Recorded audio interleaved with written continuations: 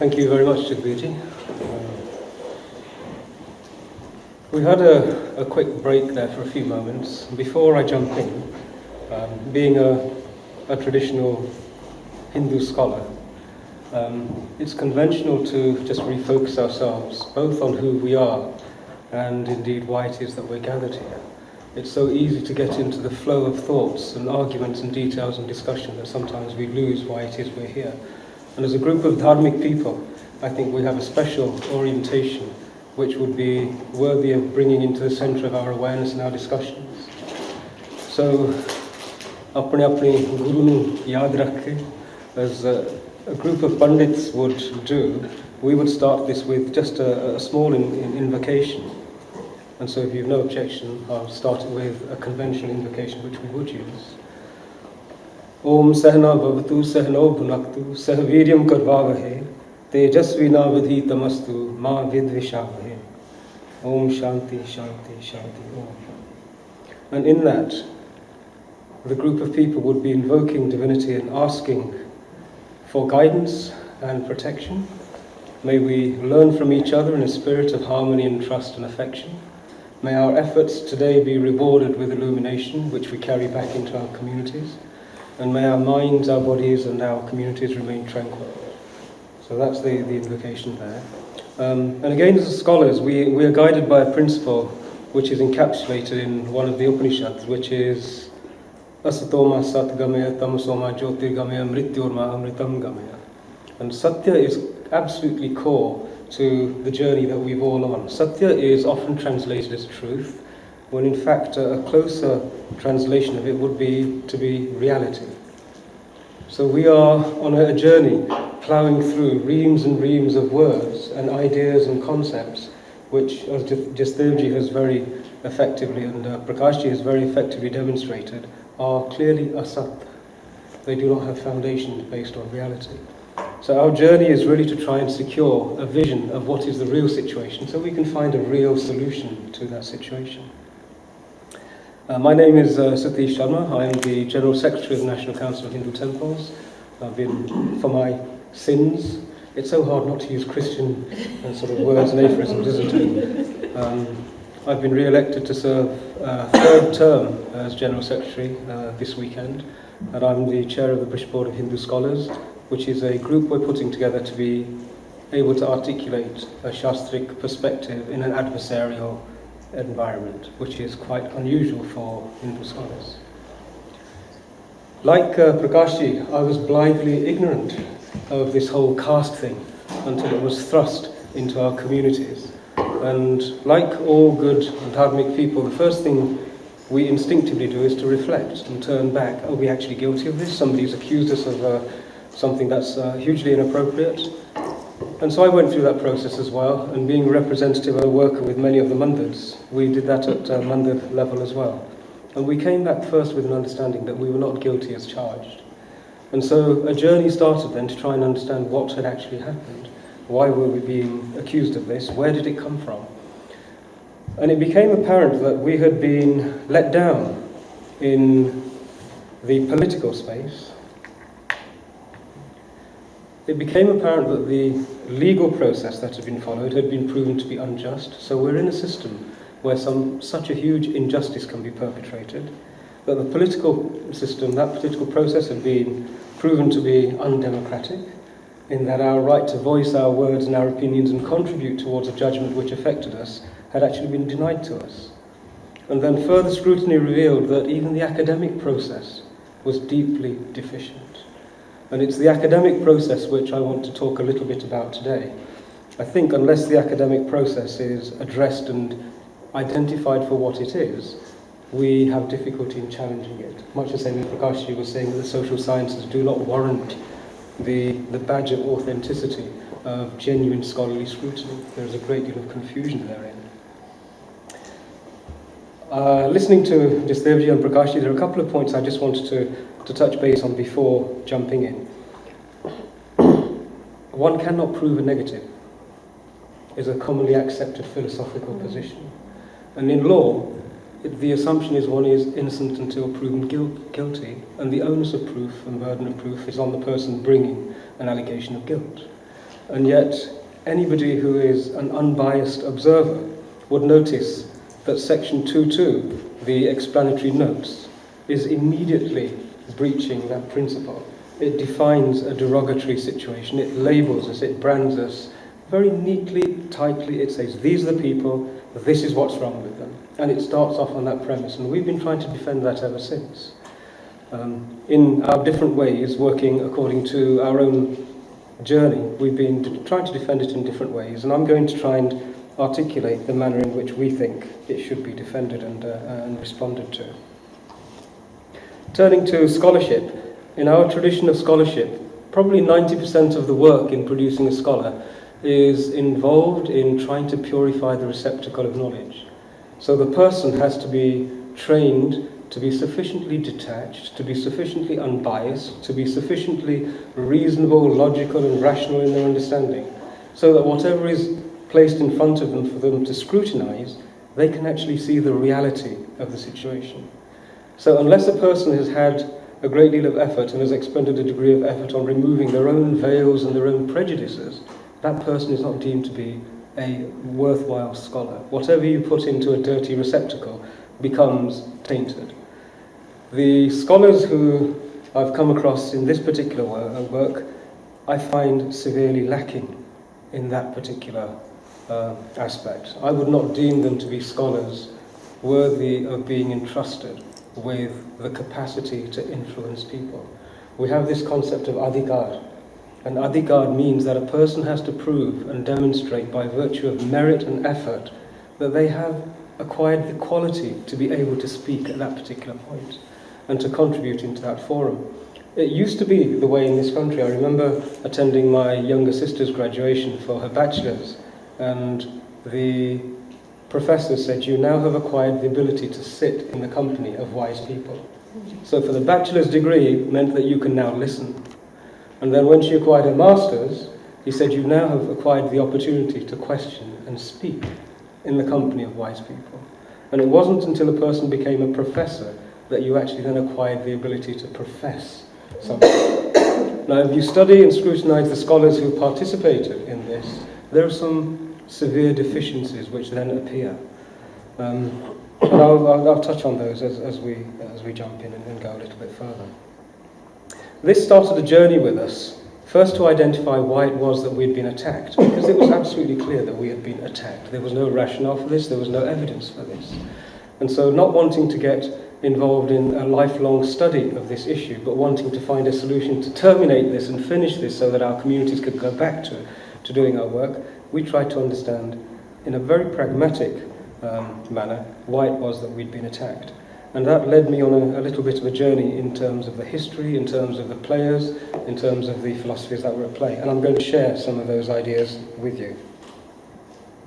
The first thing in our Punjabi villages, right, we're all taught tales. I'm sure some of you will have heard the tale of the two dogs and the monkey, and how the two dogs were quite happy with that one roti that they shared, until the monkey came along and started playing the politics and saying, well, teriye choti, and so on, and creating that conflict.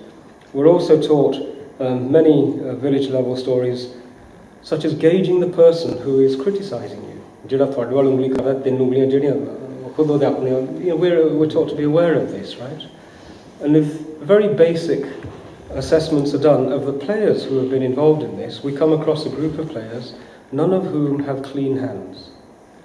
So they do not have an unbiased opinion in this. There are players who have vested interests in this. And my first response to this was that we need to get to a stage where only those who have an adhikar and only those who have demonstrated a purity of purpose should be allowed to even comment on what our communities do. Right? We have our own house, and we work to put our own house in order, and we can do that. But somebody coming from outside and then telling us how to put our house in order when they have a history of wanting to own the land upon which our house is constructed, we have to understand that person's motivation needs to be challenged, and it needs to be directed back at them to prove that they are worthy, that they are adhikar to come into this space and talk to us about this. If they are not, they have absolutely no right. This is an issue that we have to understand and establish. Another concept that came out, I think it was Aristotle who said this. He said that a wise person changes his thoughts to suit what is seen, and a fool tries to change what is seen to suit his thoughts. And one of the reasons that this whole caste thing doesn't disappear is because there are people who will not change their thoughts when confronted with the reality. They have insisted, and they have constructed, in many cases, very successful careers on insisting that something that is not real is actually real. That something that is a circle, they are insisting that it's a square.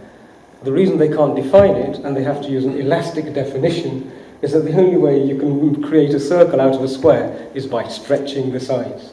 It's not real. And so the capacity to hold a thought and not believe it is the beginning of wisdom. And that is painfully absent in the academics who have actually contributed so much in this debate so far. Without calling these academics to task and proving to them that the quality of their work is appalling, that the quality of their work is not worthy of an undergraduate's paper when it's scrutinized, I don't think we can challenge it adequately. We have to also bring to bear an understanding that as a group of peers, we have peer-reviewed their work, and their work is grossly inadequate. Part of my research took me into an understanding of how the language of this whole space is so vague and manipulated. The very language that is used automatically contributes towards the conclusion that is desired. And if you study how language has been manipulated in this space, that also then suddenly brings a different light to it. In terms of language, I'm going to play a game here, and forgive me if this is a little close to the mark. We're all familiar with Buddha, and in Punjabi we talk about Buddhi, and in Hindi, Buddhi is a frame of mind. It's a wise, enlightened frame of mind. Similarly, Panda is it's a faculty of thinking. Panda is the faculty of thinking, whereby a person can hold a concept in mind, rotate it, analyze it, deconstruct it, bring it back together and understand what it is. And a person who is established in that faculty and then uses that faculty for the benefit of all of humanity is called a Pandit. Pandit means one who is established in the faculty of Panda. And so when wise people gather together with the intention of using their intellectual faculties to help support and guide and nourish society towards a harmonious existence, they're all Pandits. So I welcome all of you to my little gathering of Pandits. You are now all Pandits. But language is important, because I've now explained what Pandit means, and suddenly we can have a deeper understanding of what it is. In this whole space, everybody has avoided going down into the deeper level of what words mean and exactly how they influence each other. There is an incredibly powerful use of loose, shallow language, which people automatically assume they understand without actually understanding what it is. They hear it and they repeat it, and we see that so often.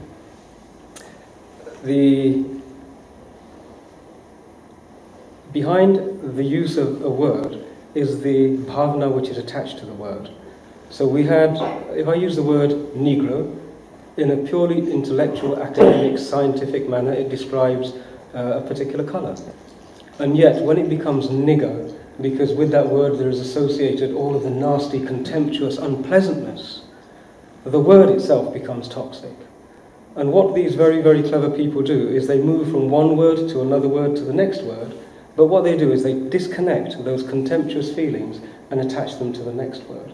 And caste, I would suggest to you, has actually become one of those toxic words, and it's been very skillfully done. I was on the Big Questions a short while ago, and the subject was, did God create man or did man create God? Absolutely nothing to do with caste. And yet within 15-20 minutes of me speaking and presenting the Dharmic perspective and receiving some degree of appreciation from the audience, Nikki Campbell stood up and said, oh, but you Hindus, you have a caste system. Right? It was entirely predictable and understandable, but this is a mechanism of conditioning. And that conditioning is what we're actually facing. People who know that we're guilty before even considering it. So this aspect of language is really important. And if we're academics, and we're dealing with academics, especially with regard to legislation, we have to have a precision of language which has been woefully absent from this whole debate. Our group, I think, from different points of view, are now beginning to refine and become familiar with the way in which the pro-lobby has been manipulating language. And when I say pro-lobby, I just don't mean then Dr. Danda and so on. I mean the vested interests of the Church of England who have been doing this for such a long period of time.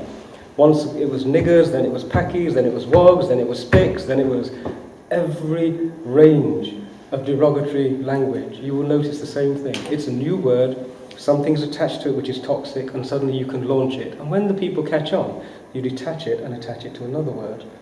In Hindi there is a word called Hindutva, and Hindutva means Hindu-ness. Okay, somebody's taken the word Hind and attached Tva, which means the essence of something. So Hindu-ness, if it means anything, it has no derogatory aspects to it. It's describing the state of something. And yet, politically now, we are seeing the toxification of that word. Wherever you hear it, you will now hear it in a negative sense. So this word caste cannot be allowed to enter legislation in any way, shape or form. If that word is given sanction, it is exactly the same as the word nigger being accepted as a word which is usable in common parlance. And in law, it must not be allowed to be there. When I reviewed the academic works, there are a few principles I was looking for. One is the principle of simplification, where you reduce all data to a simple confrontation between good and bad, friend and foe, right and wrong, Dharmic and Dharmic, equality and discrimination. The principle of simplification. Then I looked for the principle of disfiguration, which is discrediting the opposition by crude smears and parodies.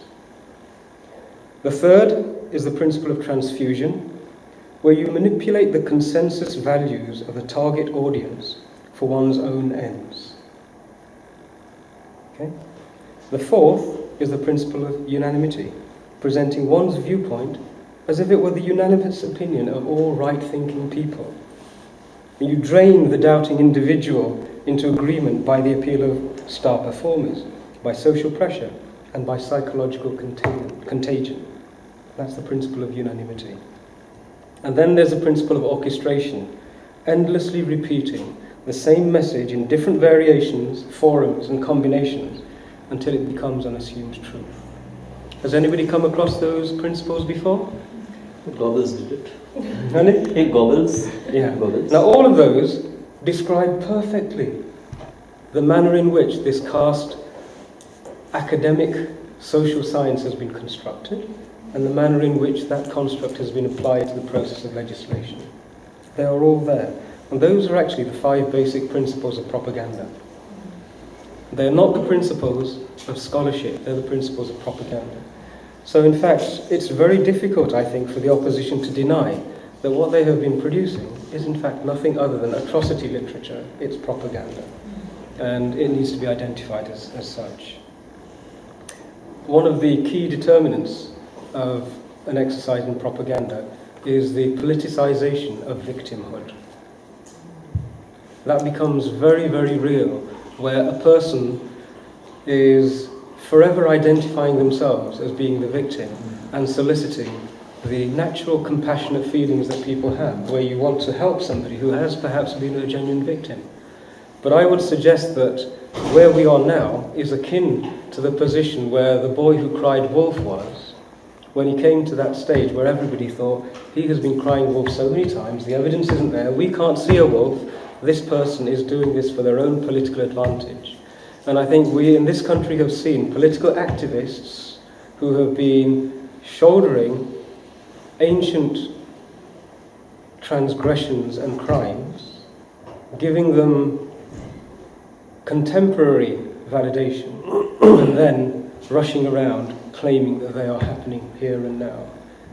They are activists who are almost, it's the equivalent of the Dalit who cried wolf. In this country, we do not have this history of an oppressed underclass who has been victimized for such a long period of time. And we are at that stage now. I think we've exhausted, we've inspected the political dimension, we've inspected the legal dimension, we have now scrutinized the academic dimension, and I think all of us can say, without much of a doubt, that we have been on the receiving end of somebody who has been lying, a group who have been perpetrating fraud, sociological and economic fraud for their own personal benefits. And we need to name it and call it what it is. Part of our research, I wanted to be absolutely sure, as a Sanskrit and a Shastric scholar, I'm aware of the essence of many of the Shastras. And there was a gap between what the Shastras were saying and the social manifestation of the knowledge contained in those Shastras. How is it possible that when you have somebody like Adi Shankaracharya who is saying, Na me mrityu shankha na me jati bheda. What I have no fear of death because I'm not physical, I am Atma. And if I am Atma, then I have no gender, but equally I have no jati. Right? So when we have a philosophy and a religious tradition which says look beyond physical form, look beyond name and form, how is it possible that that philosophical structure would create a society in which something as ridiculous as caste would actually proliferate? There is a gap between the two. So I then embarked on a bit of research into the history to find out exactly where this occurred and when it was introduced. And I'm going to share with you, we've produced a report which is available free of charge and a video which introduces the report. But one of the things we discovered many things. One of the things we discovered, we have accepted as being sufficient to establish mischief. Just Nirji very generously said, we don't know whether it was a mischievous act of the colonials or indeed whether it was just ignorance or whatever it was. We would suggest it was mischief. There are lots of quotations which are available and accounts which are available, but here's one which we thought was particularly relevant. In 1857, the Governor-General Lord Canning, who was a devout Anglican, he wrote in a letter to British officials, as we must rule 150 millions of people by a handful, more or less, of Englishmen, let us do it in the manner best calculated to leave them divided, and to inspire them with the greatest possible awe of our power, and with the least possible suspicion of our motives. Now that's pretty clear, and that's not a confused brown scholar speaking, that's a Pakka Gora Sahib speaking. But there are many quotations like that. The next thing I wanted to know was when the Anglicans, the colonials, first encountered the Indian social structures, what were their opinions about these social structures? And so I turned to an address which was made in 1844 in Madras by the Reverend Joseph Roberts. And he was heading a conversionary missionary operation, but he was speaking to the heads of 33 missionary movements who were all gathered for this particular conference. And so January the 4th, 1844, and he's talking about the subject of caste, which everybody in the Anglican and the Christian traditions was talking about at that time. They were having conferences, etc. Do we keep it into our churches? Would it help conversion? Is it against conversion? From their perspective, they were steeped into caste. And he starts, and he writes about, there's an introductory paragraph, and then he writes, caste is the great barrier in India betwixt the pagans and Christ. Okay? So he really laid it out that this is an obstacle for us, which is encouraging. But I needed to know what caste was, according to his definition. What was he talking about when he made that statement? Was he talking about a hereditary, hierarchical, endogamous, religiously based institution? What was his definition?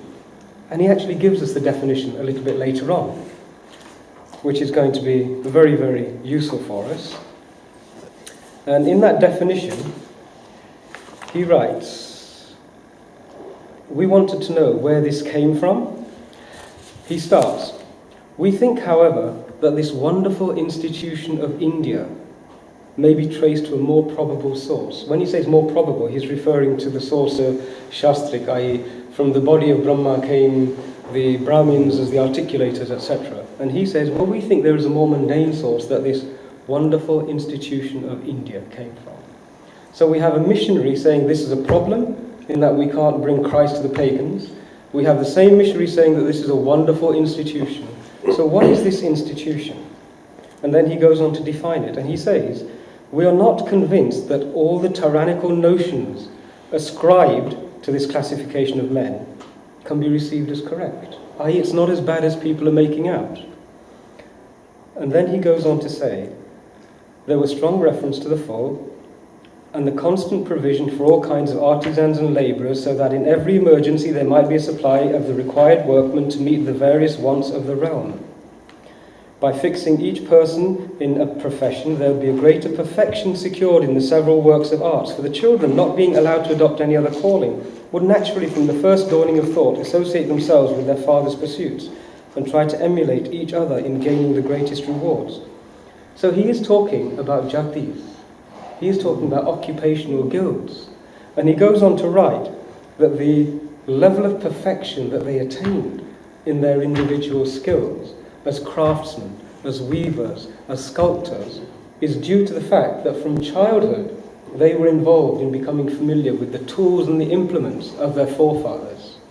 Now, it's only a recent development. There was a time when somebody said he has followed in the footsteps of his fathers, and that was a good thing. Right?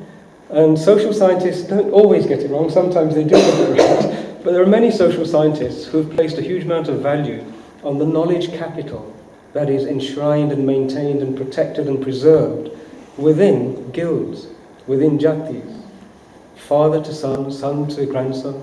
And this has never been a bad thing.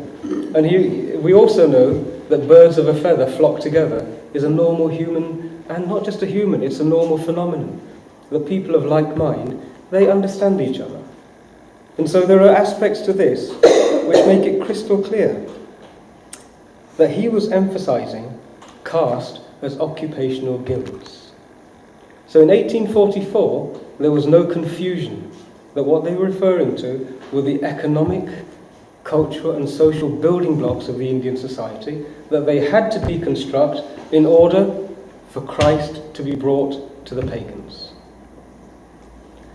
So taking that as the starting point, somewhere along the line, caste became the evil that had to be mentioned at every juncture whenever you were dealing with an Indian. It became the assumed truth that to be born an Indian is to be born into a caste. Now there is more than enough evidence, and I can refer to it and point to it, whether it's the Gita or the Upanishads or the Brahmans, whatever it is, which challenge the notion of the existence of a hereditary, hierarchical, endogamous structure in the Dharmic communities within India. Rather than going into that now, I'd be more than happy for you to read the reports that we put together and then understand Jati, Varn, Kul, Biradri, all of those things have very precise definitions, and they're all comfortably explained in here. I'm also conscious that having been immersed in this for such a long period of time, I could happily talk about this until the cows come home, but I don't want to do that. The value of our time together is more important. So I'm going to conclude with a couple of ideas. Firstly, white liberal do-gooders cannot be entrusted to find a solution created by their immediate ancestors. The evidence is against it. We can look at many parts of the world and find more than enough evidence to support the fact that this falsely pious desire to correct the heathen actually has not proved successful. There's plenty of evidence. What I said about adhikar, I would say we should be strong on and say, thank you very much for all of your help to try and help us put our houses in order. Please go and put your own houses in order first, and then come back to us and we can talk about it. So in terms of who is going to help us, how we're going to resolve any issues we have to identify that there is an interloper in our cultural and social houses whose established tradition is our disharmony, and we have to eject that interloper if we are going to move our own communities forward. That's the first principle. Secondly, unless there is an enemy and you name that enemy, you can never defeat that enemy.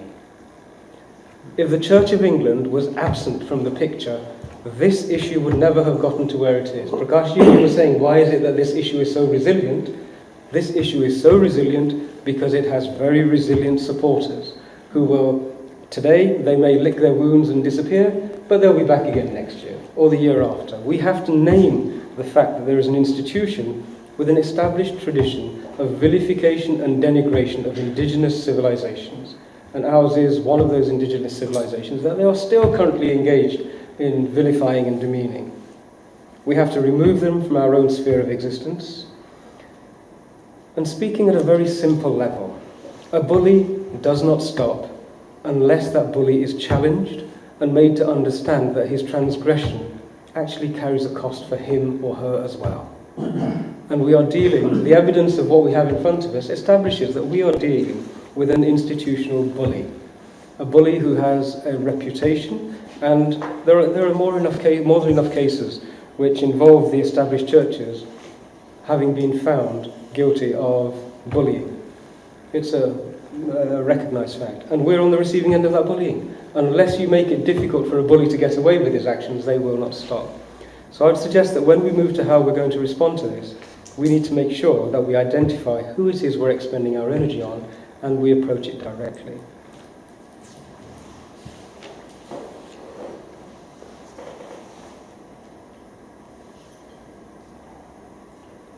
Just concluding on the scholarship aspect, we place the highest value on the word of scholars.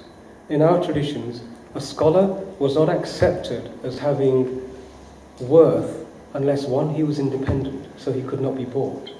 That scholar needed to be free of influence from anybody, so he had to be beholden to nobody. Only then could that scholar's words be relied upon. And I would suggest that in this space, the scholars who have made such a difficult and challenging task so urgent in front of us, and who have already caused a great deal of friction amongst our communities, amongst our generations, we need to ask them, we need to bring them to give account for their independence. They have not proven themselves to be independent. And if that independence isn't there, then from our perspective, our traditional scholarly perspective, I'm sorry, they do not warrant the respect and courtesy that is accorded to scholars. Scholars carry an immense responsibility.